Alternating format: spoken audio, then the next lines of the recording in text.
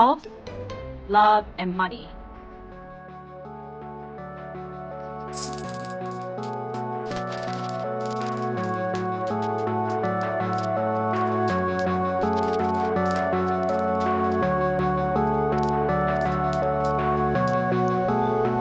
Hi, so good afternoon. Welcome back to my magical world. It's me, Frostbite, your favorite celebrity here in the Philippines. It's 12:58 in the afternoon, and today is August 1st, 2025. Yeah, thank God it's Friday, but the, the feels is it's a feeling of a Saturday, so I don't know. So, we are on to a new chapter 6 of the book Mastery. So we're almost done, guys. Kaunti na lang na patience, and we can already move on with another book.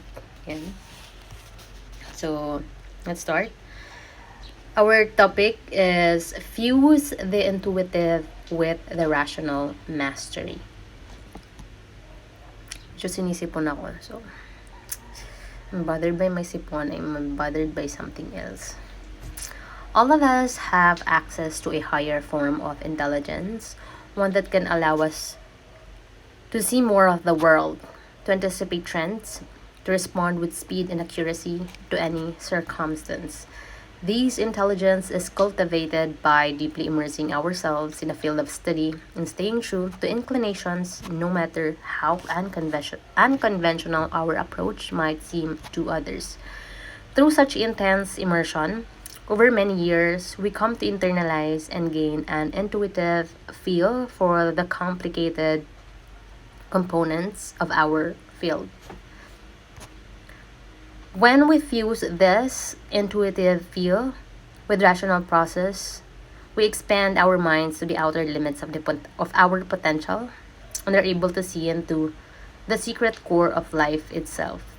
We then come to have powers that approximate the instinctive force and speed of animals, but with added reach that our human consciousness brings us. This power is what our brains were designed to attain.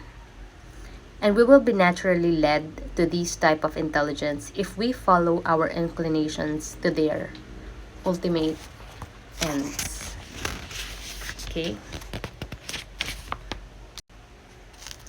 So here is the first subtopic. So it's kind of like the introduction from this chapter. The third transformation. For the writer Marcel Proust, his fate seemed set at birth. He was born incredibly small and frail. For 2 weeks, he hovered near death, but finally pulled through. As a child, he had frequent bouts of illness that kept him at home for months at a time. When he was 9 years old, he suffered his first asthma attack and nearly died. His mother, Jean, continuously worried about his health, doted on Marcel and accompanied him on his regular trips to the countryside to convalesce. And it was on such trips that the pattern of his life became set. Often alone, he developed a passion for reading books. He loved to read about history and he devoured all forms of literature.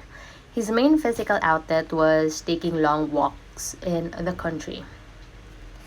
Taray, parang ako lang, pero I wanted to travel far away, far away and distant from the place where I could never see this place.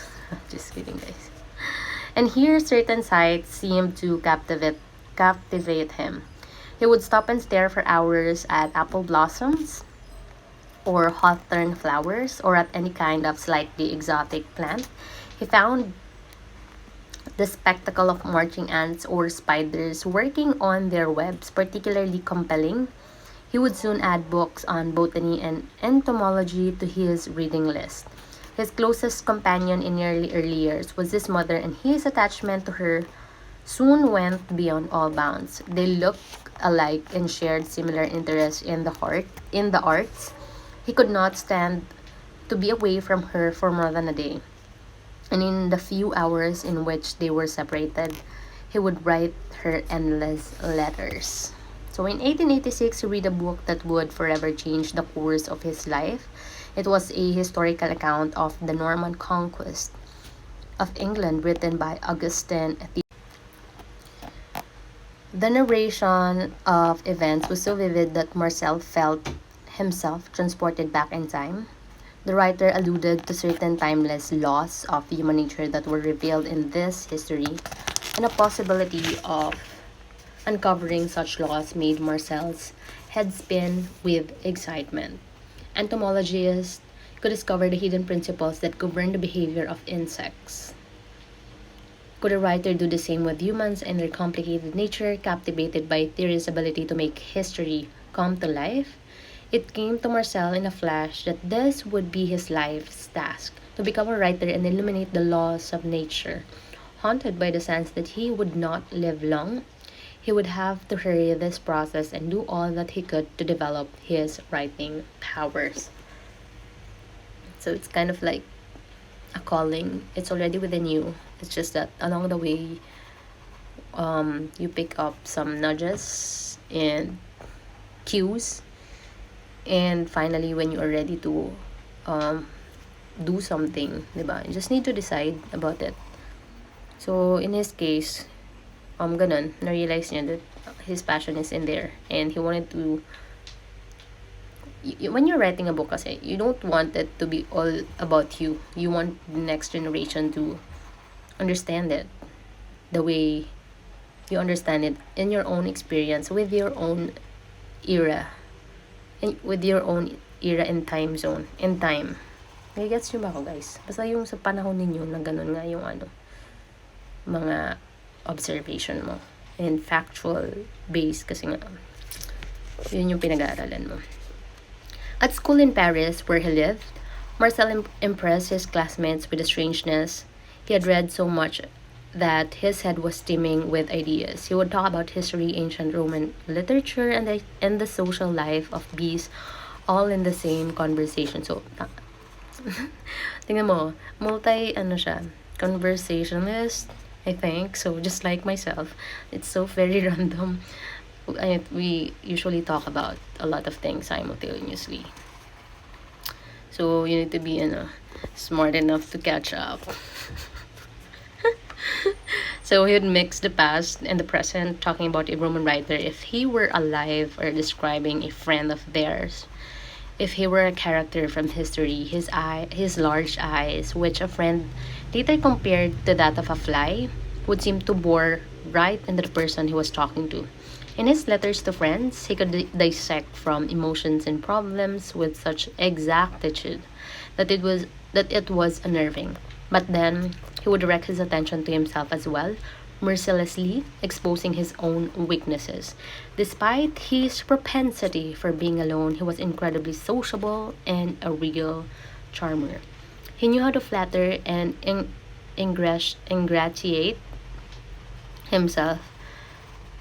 No one could quite figure him out or gain any sense of what the future might hold for such an oddball. So, there are just people like it's really hard to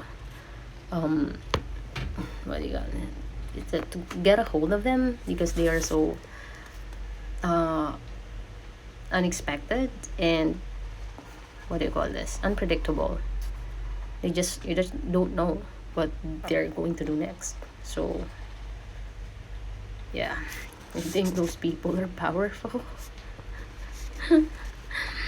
So in 1888, Marcel met a 30-year-old courtesan named Laurie Heyman, who was the mistress of his uncle, among many others, and for him it was instant infatuation. She was like a character out of a novel. Her clothes, her coquettish, di ko alam guys, coquettish ata to, manner, how power over men fascinated him. Charming her with his witty conversations and polite manners, they quickly become close friends. So in France, there had long been the tradition of salons, gathering where people of like mind discuss literary and philosophical ideas. In most cases, women run these various salons, and depending on the social status of the hostess, they could attract important artists, thinkers, and political figure. Lore, Lore or Laurie had her own infamous salon, frequented by artists, bohemians, actors, and actresses. Soon Marcel became a regular. He found the social life in the upper echelons of French society endlessly fascinating. It was a world full of subtle signs. An invitation to a ball or the particular sitting position at the dinner table would indicate the status of an individual, whether they were on the rise or the decline. Clothes and gestures and certain phrases of conversations would lead to endless critiques and judgments about people. He wanted to explore the realm and learn all of its intricacies. The attention he used to direct toward history and literature, he now directed toward the world of high society. He inveigled his way into other salons and was soon mingling with upper aristocracy. So, ganun talaga. Diba? Sabi nila, if you wanted to ano, meet the people, in power or people who have a lot of influence, go to the places where they will go. Simple lang. Like that. So I want to thank you for having me for the rest of your life. Thank you guys for listening. Thank you for helping me make this world a better place for all of us and for the future generation. Sobrang tiring yung the entire July. So, I hope we could finally enjoy. Actually, enjoy. Kasi, di ba sabi ko sa inyo, I'm not working, but I'm kind of like working. So, I don't know. I'm in between two worlds. So, decisions are coming soon.